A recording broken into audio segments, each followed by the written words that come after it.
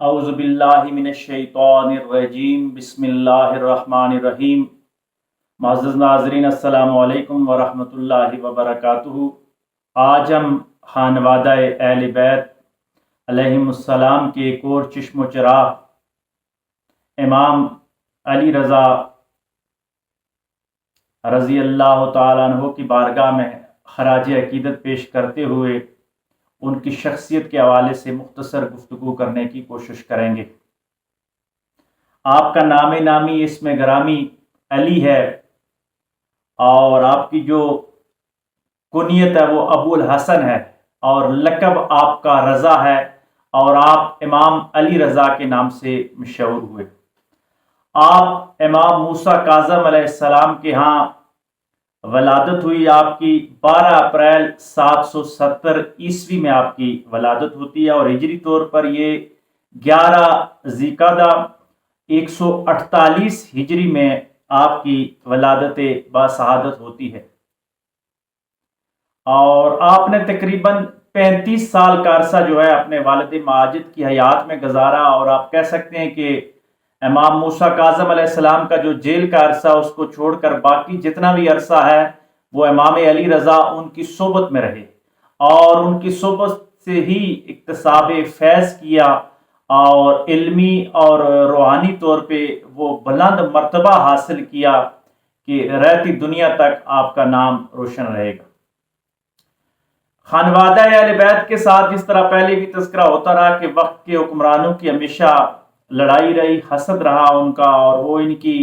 روحانی جو شہرت ہے اور ان کی اصلی حکومت ہے اس سے ڈرا کرتے تھے، تو اس لیے جتنے بھی بادشاہ تھے وہ ہمیشہ ان کے خلاف سازشیں کرتے ہی رہتے تھے۔ تو اسی کو مد نظر رکھتے ہوئے امام موسیٰ کاظم علیہ السلام نے امام علی رضا کو خود نہیں اپنا جانشین مقرر کیا تھا۔ ان کو ایسا لگ رہا تھا کہ شاید یہ 4-5 بندوں کی انہوں نے بھی ایک ایسا خاموش کمیٹی بنا دی کہ وہ تاکہ آگے فیصلہ کر سکے، کہیں ایسا نہ ہو کہ پہلے ہی جان نشین کے حوالے سے یہ بادشاہ لوگ ان کی جان کے دشمن بن جائیں۔ تو بہرحال ہارون الرشید کا دور تھا جب امام علی رضا رضی اللہ تعالیٰ عنہ کا دور شروع ہوتا ہے، تو کیونکہ اسی دور میں امام موسیٰ کاظم علیہ السلام کی شہادت ہوتی ہے اور پھر امام علی رضا کا دور شروع ہوتا ہے۔ ہارون الرشید کیونکہ ایک پہلا بڑا قتل عوامی طور پہ مشہور ہو چکا تھا کہ ایک شہادت جو ہے امام موسیٰ کاظم کی وہ بادشاہ وقت نے خود کروائی ہے، تو اب کچھ عرصے کے لیے حکمت کے طور پہ انہوں نے خاموشی اختیار کر لی، لیکن وہ بظاہر اس تاڑ میں تھے کہ کوئی بھی وقت اور موقع ملے اور ہم خانوادہ اہل بیت کے اس چشم و چراغ کو بھی راستے سے ہٹا دیں۔ لیکن اللہ تبارک و تعالیٰ کو کوئی اور ہی منظور تھا کہ ہارون الرشید کا جو آخری دور تھا اس میں اس کے اپنے بیٹوں کے اندر بڑی چپکش ہو گئی۔ اس کے 2 بیٹے مامون اور امین کی لڑائی رہتی تھی۔ ایک عربی نسل والدہ کا بیٹا تھا اور دوسرا اجمی نسل کا بیٹا تھا۔ اس میں عربیوں اور اجمیوں کی ایک لڑائی تھی۔ یہ عصبیت ایسی خطرناک چیز ہے کہ یہ مسلمانوں کے اندر راسخ ہو گئی اور پوری جو اسلامی تاریخ ہے آپ دیکھیں گے کہ اس عصبیت سے لسانی فسادات نے امت مسلمہ کا بیڑا غرق کر کے رکھ دیا۔ تو یہاں پہ بھی وہ فاطمیوں کے انہوں نے اہل بیت پہ اتنے ظلم کیے، امویوں سے بھی بڑھ کے ان فاطمیوں نے ظلم کیے اقتدار کی خاطر، اور پھر دیکھیں قدرت نے ان سے کیا انتقام لیا کہ اپنے بیٹوں کے اندر لڑائی شروع ہو گئی۔ اب ہارون الرشید کا جب انتقال ہوتا ہے، ہارون الرشید نے انتقال سے پہلے اپنی سلطنت کو 2 حصوں میں تقسیم کر دیا کیونکہ بڑی وسیع یہ اسلامی سلطنت تھی اور یہ لوگ مطلق العنان ہو کے بیٹھے ہوئے تھے، ذاتی فیصلے خود ہی کیا کرتے تھے، کسی سے مشورہ کرنے کی ضرورت تو تھی نہیں۔ تو اس نے ریاست کو 2 حصوں میں تقسیم کر دیا، بانٹ دی، آدھی جو ہے وہ مامون کو دے دی اور آدھی امین کو دے دی کہ آپ دونوں ہی مسند نشین ہو جاؤ۔ لیکن ہارون الرشید کے انتقال کے بعد کیونکہ ان لوگوں کو یہ اقتدار کا نشہ لگ چکا تھا اور طاقت کا ایک نشہ تھا، اس نشے میں ہی تو امویوں نے اہل بیت اطہار کے چشم و چراغوں کو کربلا میں شہید کیا اور پھر فاطمیوں نے اہل بیت کے ساتھ کیا تو جو عباسیوں نے اہل بیت کے ساتھ کیا یعنی عباسیوں نے فاطمیوں کے ساتھ کتنا ظلم رکھا، تو پھر یہ آپس میں بھی بھائی اسی طرح لڑنا شروع ہو گئے۔ مامون اور امین کی لڑائی ہوتی ہے اور لڑتے لڑتے پھر آخر میں جا کے مامون جو ہے وہ تخت نشین ہو جاتا ہے۔ تو جب مامون تخت نشین ہو جاتا ہے تو ایسے حالات میں اب اس کی اندرونی لڑائیاں اور باقی معاملات میں اس نے دیکھا کہ شاید اب اندر سے بھی بہت کمزور ہو چکا تھا، بھائیوں کی بھی لڑائی تھی، تو اس نے بھی ایک سیاسی جو ہے چال کھیلی کہ اس نے خانوادہ اہل بیت کی محبت اور عقیدت کا سہارا لیا۔ یہ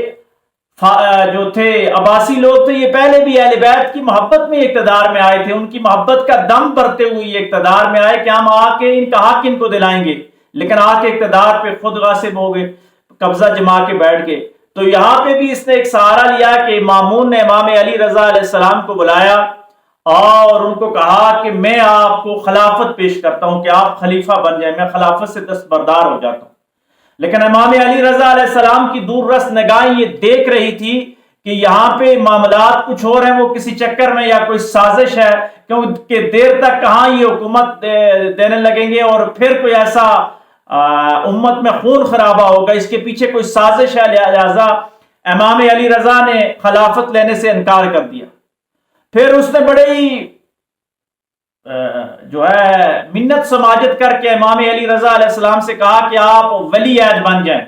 یعنی میرے ولی عہد امام علی رضا آپ بن جائیں۔ آپ نے اس سے بھی انکار کیا، آپ نے کہا کہ نہیں، یہ فقیر لوگ تھے، یہ ظاہری اقتدار کو ٹھوکر لگانے والے لوگ تھے۔ لیکن وہ پھر پیچھے پڑ گیا، بڑی ہی مشکل سے، بڑی ہی اس نے تدبر اور تفکر کیا اور بڑی منت سماجت کی، اور پھر یہ رحم دل لوگ ہیں،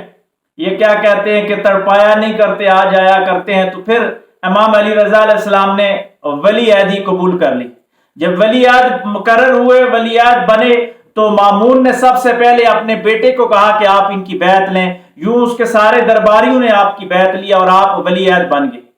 تو آپ کے ولی عہد بننے سے پہلے کا جو دور ہے اور ولی عہد بننے کے جو بعد کا دور ہے، اس میں تقویٰ اور طہارت اور علم کی نشر و اشاعت، حدیث کا علم، فقہ کا علم آپ لوگوں کو بچایا کرتے تھے،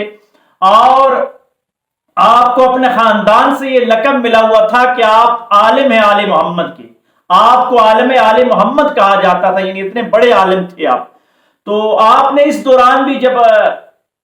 ولی عہد بنے تو یہاں پہ بھی آپ نے اسلام کی اشاعت و ترویج کے لیے کام کیے اور شریعت کو نافذ کرنے کے لیے جہاں جہاں بھی کمیاں تھی مامون کے دور میں، اس کو پوری کرنے کی کوشش کی۔